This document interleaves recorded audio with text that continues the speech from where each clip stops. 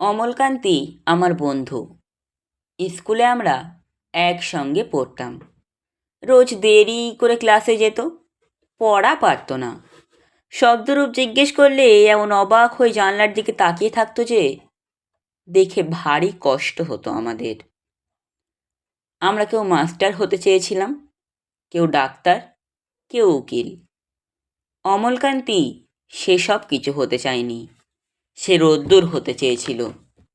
ক্ষান্ত বর্ষণ কাকডাকা বিকেলের সেই লাজুক রোদ্দুর, যা আমার জামরুলের পাতায় যা নাকি অল্প একটু হাসির মতন লেগে থাকে।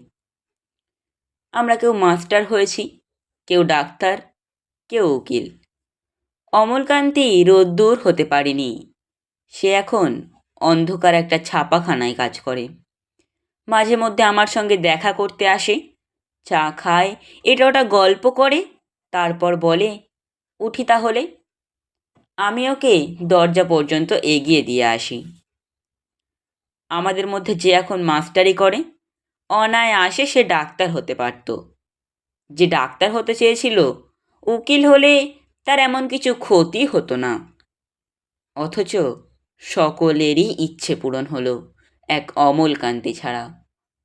অমলকান্তি রোদ্দুর হতে পারেনি।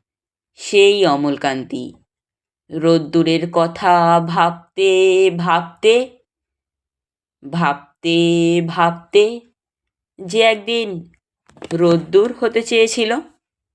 নমস্কার।